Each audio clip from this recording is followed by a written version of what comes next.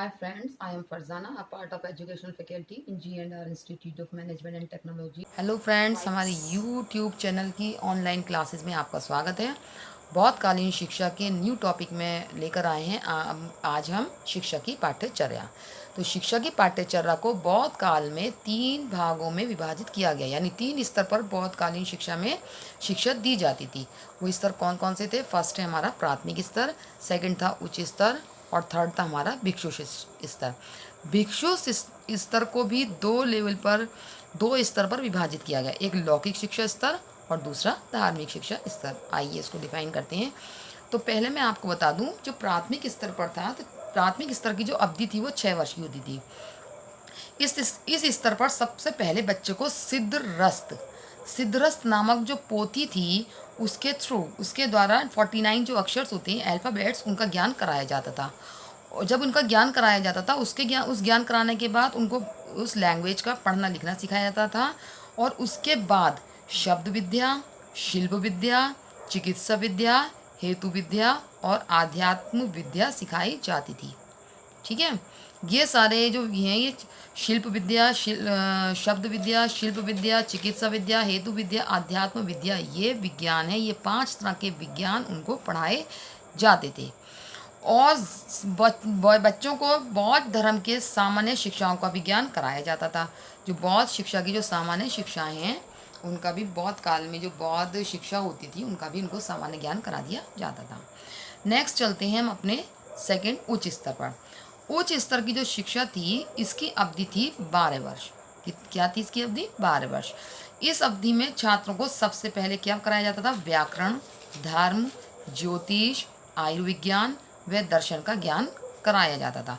इसके अलावा उनको एक विशिष्ट शिक्षा की पाठ्यचर्या भी थी, जिसमें विशिष्ट शिक्षा की पाठ्यचर्या में उनको पाली, प्राकृत व संस्कृत, इन भाषा के जो ये भाषा मैंने आपको बताई है, पाली, प्राकृत व संस्कृत भाषा के ये विशिष्ट रूप में थी।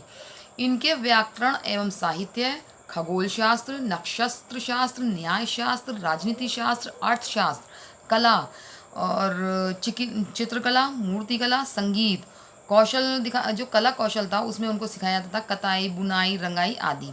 व्यवसाय में सिखाया जाता था कृषि, पालन, वाणिज्य, भवन निर्माण विज्ञान, आयुर्विज्ञान, बौद्ध धर्म, जैन धर्म और वैदिक धर्म, ईश्वर शास्त्र, तर्क, दर्शन और ज्योतिष, इन सब विषयों और इनकी जो क्रियाएं थी, इनकी जो एक्टिविटीज़ थी, उनको कराया जाता था।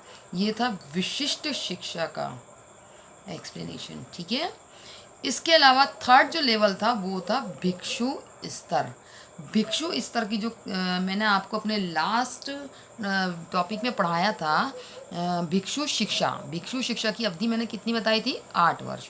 तो भिक्षु शिक्षा जो थी, भिक्षु स्तर पर जो शिक्षा दी जाती थी वो 8 वर्ष की होती थी, जिसमें मैंने आपको बताया था कि भिक्षु जब 8 नियमों का पालन कर प्रतिज्ञाएं करते थे, वो 10 नियम के अलावा जो 8 नियम और थे उनका प्रतिज्ञा लेते थे। उसके बाद वो अपनी चॉइस के अकॉर्डिंग अपने टीचर को डिसाइड करते थे कि उनको कौन से टीचर उनको पढ़ाएंगे।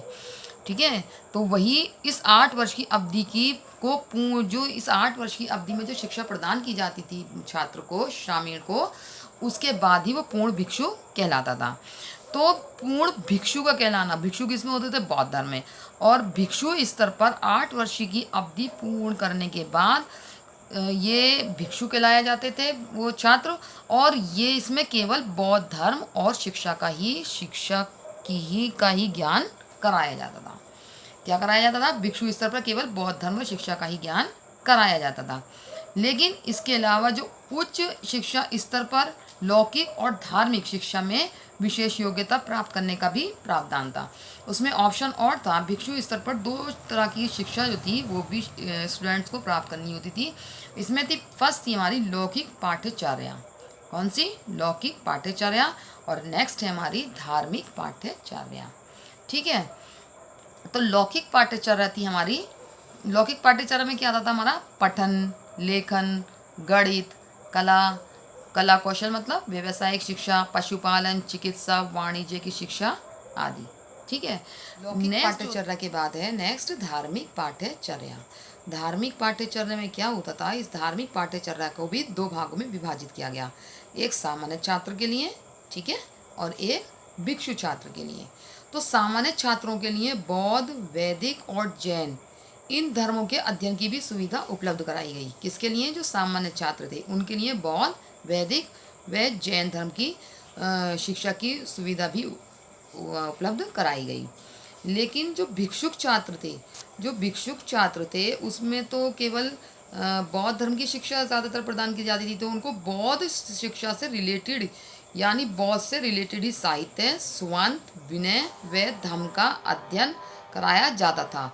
और उनको बौद्ध धर्म उनको मतलब मठों और विहारों की संपत्ति का लेखा जोखा रखना भी सिखाया जाता था कि उसका लेखा जोखा किस तरीके से रख सकते हैं।